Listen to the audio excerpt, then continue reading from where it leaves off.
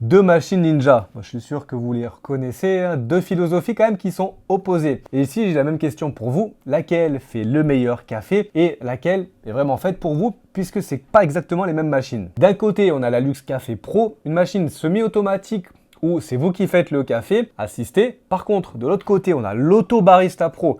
Elle, entièrement automatique, vous appuyez sur un bouton. L'une coûte 200 € de moins, mais peut-être que la moins chère est celle qui fera le meilleur expresso. On va voir ça pourquoi ensemble. Salut à tous, je m'appelle Colin, vous êtes sur Café Lista, la chaîne où on parle café, espresso et tests complètement indépendants. Aucune vidéo sponsorisée sur notre chaîne YouTube.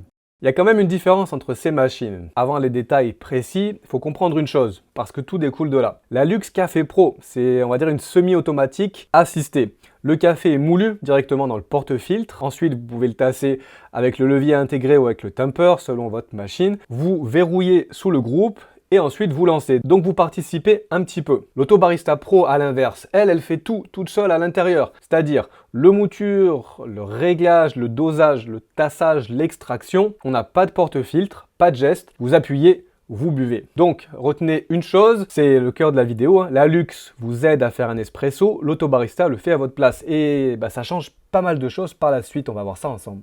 Le round numéro 1, le café en tasse, le plus important, la qualité de l'espresso. Commençons par l'Auto Barista Pro. Une précision importante, les chiffres que je vous donne, c'est des exemples, hein, pas des vérités absolues. Le résultat varie quand même beaucoup selon votre café utilisé, selon la mouture qui va être trouvée par le grind IQ. Donc d'un sac à l'autre, vous n'aurez pas exactement les mêmes valeurs. Moi, sur mes mesures au plus serré, sur le double, j'obtiens 16 grammes en général de café, 16-17, pour un environ 50 grammes en tasse. On a donc un ratio ici de 1 à 3, c'est un peu plus que le ratio classique. Et l'extraction, on a regardé au niveau des TDS, monte à 7,2. C'est pas mal, mais c'est pas non plus un espresso qui est très serré, ça va manquer un petit peu de corps. La grosse dose compense, mais elle a tendance à couler long.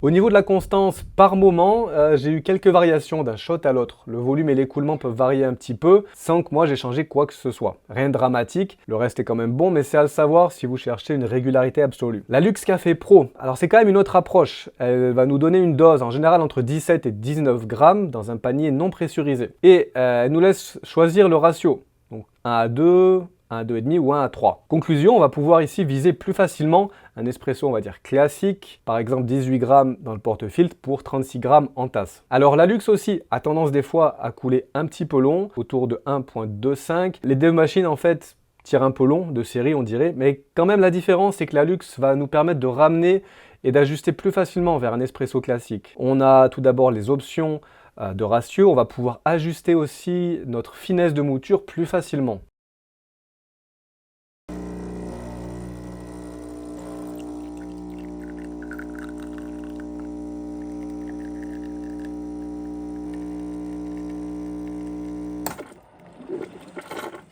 Avec l'Auto Barista, c'est possible, on a des réglages, mais ils sont plus compliqués et ils sont moins élargis. Résultat, en bouche, pour moi, sur la Luxe, on est sur un espresso plus serré, plus sirupeux, avec une créma et avec généralement un meilleur corps. Sur l'Auto Barista, on a un très bon café automatique, sûrement un des plus riches dans sa catégorie, mais qui va quand même demander des fois des petits ajustements.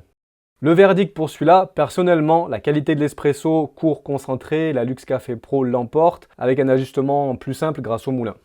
Petit aparté utile ici parce que les deux se pilotent un peu différemment. Sur la Luxe, donc la technologie Barista Assist va vous suggérer une mouture. Ensuite on ajuste, on a 25 rangs. Et puis après on va pouvoir choisir le ratio et les températures. Vous pouvez utiliser une balance sur votre tasse pour pouvoir aussi arrêter le shot quand vous voulez pour être un peu plus précis. Sur l'Auto Barista, le grind IQ en fait se calibre tout seul. Mais après on va pouvoir affiner la mouture avec des options qui vont de -1, -2, +1, +2 dans le menu. Un menu qui est d'ailleurs pas très pratique. Et l'intensité, elle va nous permettre de changer la dose. Donc on a quand même quelques leviers pour ajuster notre espresso. Et même astuce ici, si vous avez une balance, ça fonctionne. Vous pouvez chercher à arrêter votre espresso autour des 36-40 grammes. C'est bon à savoir.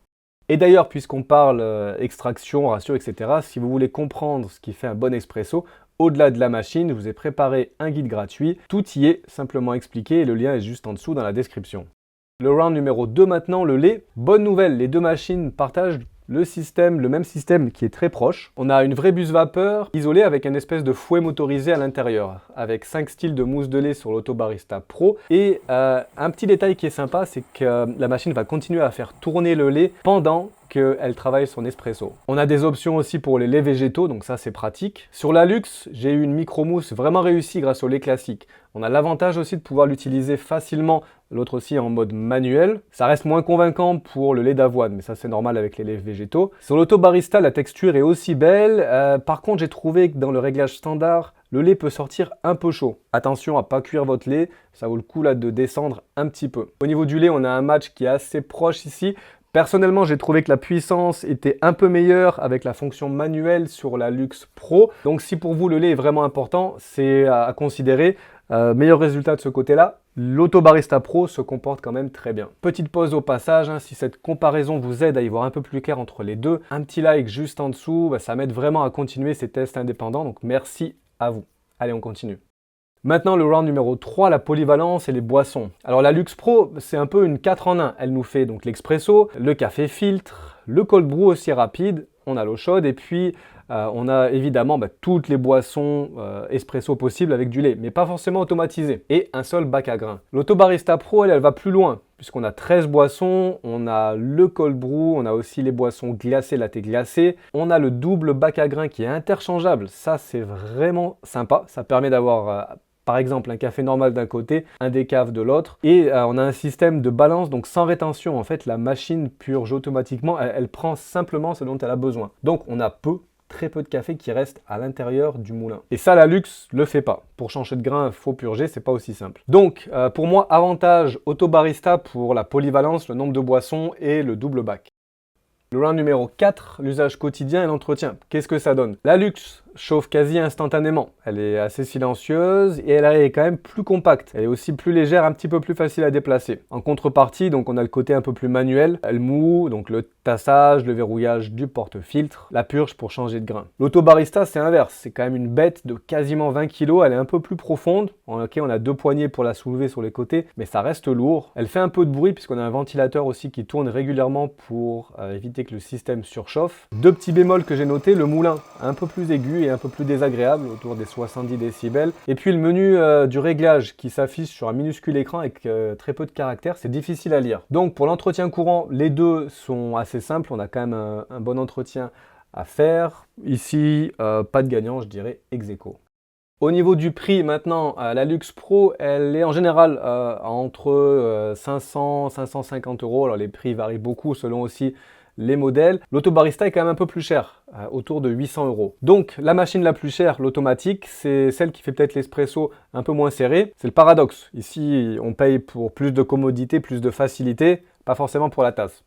Alors au final, pour qui est chaque machine? Pour moi, je pense, prenez celle-ci, la Luxe Café Pro, si vous voulez le meilleur espresso entre les deux, et que ça vous dérange pas de moudre, de tasser, même si jamais vous êtes assisté, et que vous aimez quand même avoir un peu la main sur le ratio, pouvoir faire quelques petits ajustements un peu plus simples. Et c'est aussi la moins chère, et une bonne porte d'entrée dans le monde semi-automatique pour l'espresso. Ensuite, prenez l'Autobarista Pro ici, si vous voulez zéro manipulation, un maximum de boissons, on en a plus sur celle-là, le double bac à grains qui est quand même assez pratique et que vous acceptez de payer un petit peu plus pour cette commodité. En sachant que l'espresso ne sera peut-être pas aussi précis que sur la Luxe et qu'on a un peu moins de levier d'ajustement. Donc, si vous hésitez encore, posez-vous une seule question, celle-ci. Est-ce que pour vous, le plus important, c'est la tasse, la qualité en tasse ou vraiment le confort? À partir de là, vous pourriez commencer à savoir laquelle choisir. Qualité de l'espresso, la Luxe, confort, rapidité, Autobarista.